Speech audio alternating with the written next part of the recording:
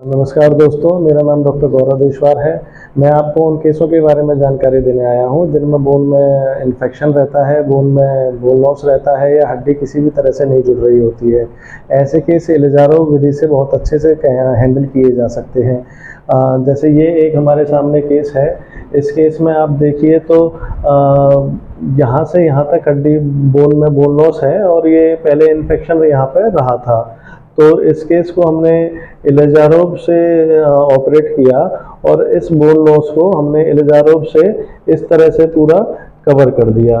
अब आप इस एक्सरे को और इस एक्सरे को दोनों को एक साथ देखेंगे तो आपको ये अंदाज़ा लगेगा कि हमने इसमें करीब 6 इंच के करीब हमने हड्डी इसमें नई बनाई है। जो हड्डी नीचे हमने कॉटमी के द्वारा बनाई है और इस पूरे फ्रेगमेंट को ग्रेजुअली समय के साथ धीरे धीरे हमने इस पोजीशन से इस पोजीशन पर ट्रांसपोर्ट किया है और ये जो गैप था वो नीचे यहाँ से नई बोन बनने के द्वारा कवर हुआ है। जैसे कि आप देख रहे हैं तो इसमें जो नई बोन है करीब यहाँ से यहाँ तक नई बोन बनी है और ये वाला जो किनारा था वो ऊपर जाके यहाँ पे बराबर जुड़ गया है, जिसको हमने 4 एक्सरे करा के complete ossification, complete union, 100% union इनमें शो हो रहा है। तो इस केस के बारे में जैसे हम आपको डिटेल में एक्सरे के द्वारा बताना चाहें तो मैं आपको इस केस को शुरू से ऐसा दिखाना चाह रहा हूँ। तो दोस्तों, जैसे कि इस केस के बारे में मैं आपको सबसे पहले से जानकारी देना चाह रहा हूँ।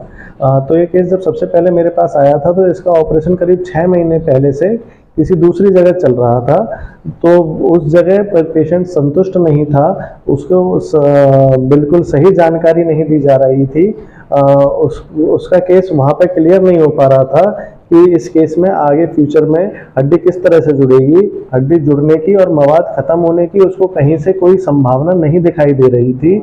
जो ये मरीज़ मेरे पास जब आया तो उसकी स्थिति हड्डी की कुछ इस तरह से थी जिसमें कि काफ़ी गैप भी था और बोन का गलाव, हड्डी का इन्फेक्शन इसमें काफ़ी था, जिसको हमने शुरुआत में इन्फेक्टेड हड्डी जो मवाद वाली हड्डी थी उसको कम्प्लीटली रिमूव किया।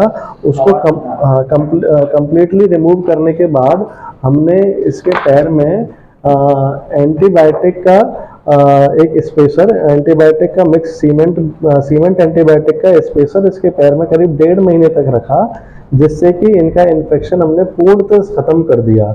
1.5 महीने के बाद स्पेसर निकालने के बाद हमने इसमें डिस्टली हड्डी में एक कट लगाया, जिसको जैसे कि आप एक्सरे में देखेंगे हमने हड्डी में डिस्टली कॉटमी करी, हड्डी में कट लगाया, जिसको हमने धीरे धीरे ग्रेजुअली दिन में करीब 1 mm के स्पीड से ऊपर की तरफ माइग्रेट किया और गैप कुछ इस तरह से बढ़ने लगा, बोन कुछ इस तरह से बनने लगी।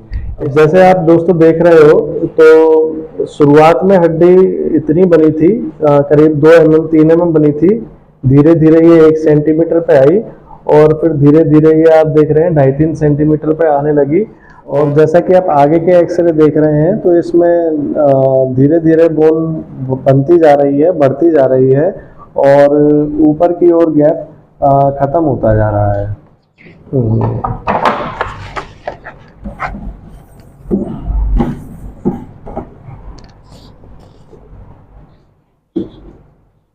और जैसे आप और आगे के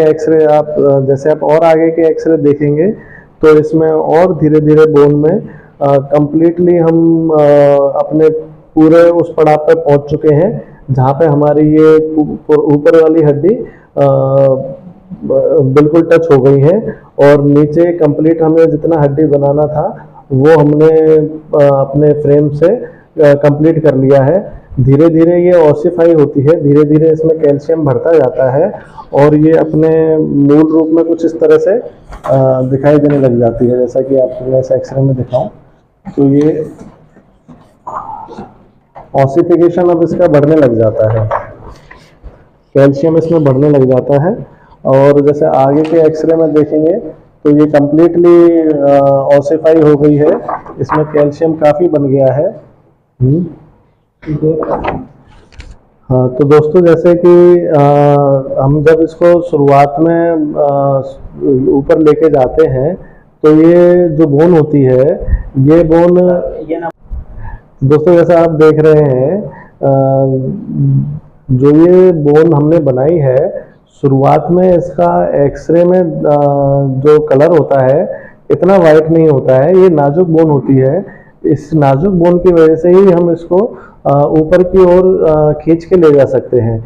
यही नाजुक बोन जो एक्सरे में अभी इतनी सफ़ेद नहीं दिखाई दे रही है, धीरे धीरे कैल्सीफाई होने लग जाती है, और कैल्सीफाई होने के बाद अब जैसे आप इस एक्सरे में देख रहे हैं, ये काफ़ी वाइट दिखने लग जाती है। और जब ये बोन हमें बराबर वाइट दिखने लग जाती है, तो या फिर इसमें बराबर कैल्सिफिकेशन हो जाता है, जैसा कि आप इस एक्सरे में देख रहे हैं, तो हम एलिजारो फ्रेम हटा के पेशेंट को बिना एलिजारो फ्रेम पे चला देते हैं। दोस्तों आखिर में मैं आपको इस केस को पूरा समराइज करने जा रहा हूँ कि इस केस में किस तरह से पेशेंट को फ़ायदा मिला।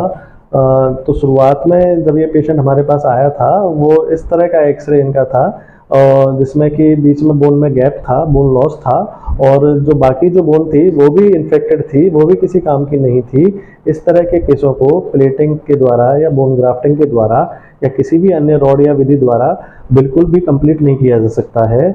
इन केसों में मात्र और मात्र एक इलाज इस खराब हड्डी को निकाल के इस बने हुए गैप को इलिजारो विधि द्वारा कंप्लीट करके ही किया जा सकता है।